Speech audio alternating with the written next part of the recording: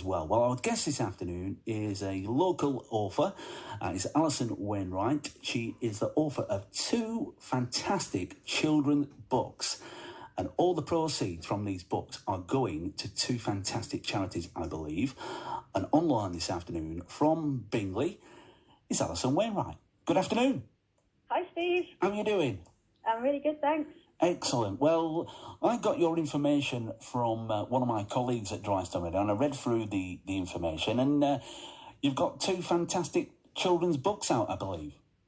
Yeah, that's right. They sort of came about, or one of them started a long time ago, but what kind of spurred me to action this year was obviously going into lockdown as we did in March, and I had unfortunately been made redundant earlier in the year. So whilst I knew I fortunately had a job to go to, I was kind of, kicking my heels, and I'd lost that routine. Yeah. And I wanted to do something good for some charities, because obviously they've suffered a lot with having to close charity shops and things due to the pandemic. And I remembered that I had this children's book, so I went about getting that published and wrote another one while I was at it. Brilliant. Just tell us, I know that the first book, was it 19 years ago that you put pen to paper on that one? Yeah, that's right. It was a book I'd read. It's a bit of an off-putting story because it was a Latin text, but I'd read it in translation, and I just thought, this would make a brilliant children's story. So I wrote it back then, about 19 years ago, and kind of finished it off. And then, I got a job, and your life just gets filled with jobs and house cleaning and normal life. So it just sat there gathering dust until this year. Brilliant. Well, tell us a little bit about, was that you got the exchange trip, and then you got Coco the Cat. Which one came first? So the exchange trip's the one that I wrote 19 years ago, and that one's about a 13-year-old schoolboy who goes on an exchange trip to Italy, and there's a lot of tales of magic going on in this rural location in Italy, and he ends up getting involved in all of that and gulping down a magic potion to turn into an owl, but it doesn't go quite as he planned. So, that's the one that came first. And then Coco the Cat, is that the recent one that you've put pen to paper on during the pandemic?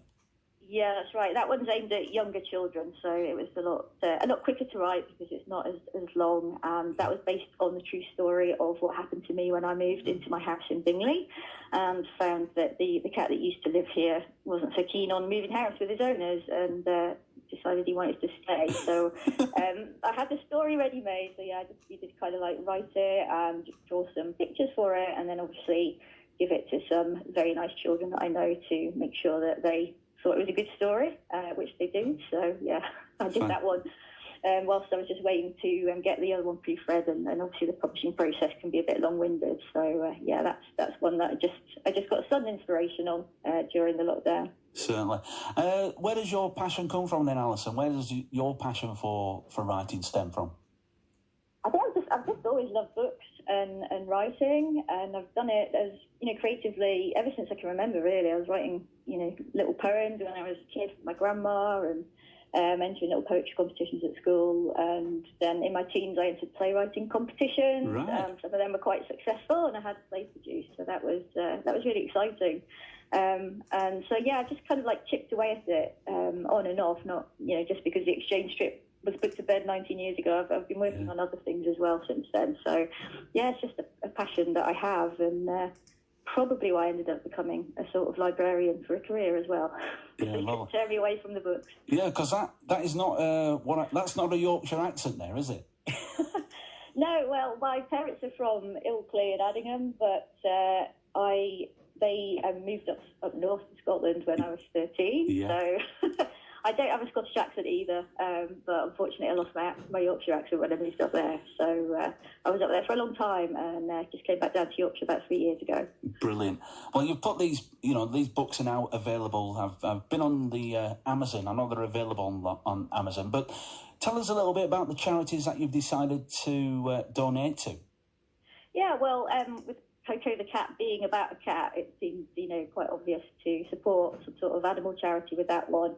And, Cats Protection kind of top of my mind because they've got the lovely charity shop in Keighley, which was obviously really sadly shut during the pandemic. So that one has sort of aligned me quite nicely with Cats Protection.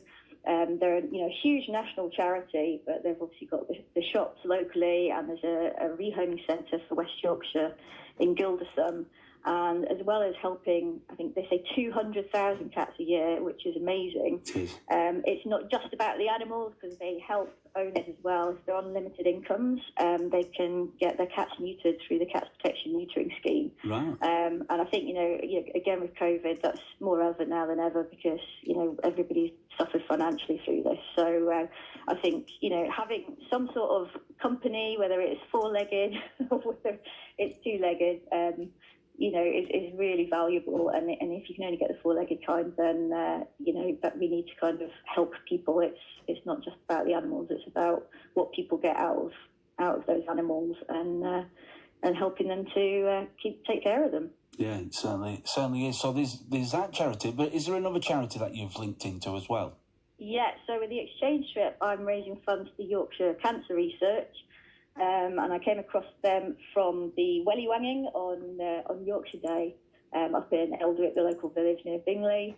And they are England's only regional cancer charity. And they say that, quite shockingly, more people in Yorkshire are likely to get cancer and die from it than any other county in England. So that was something that really resonated with me.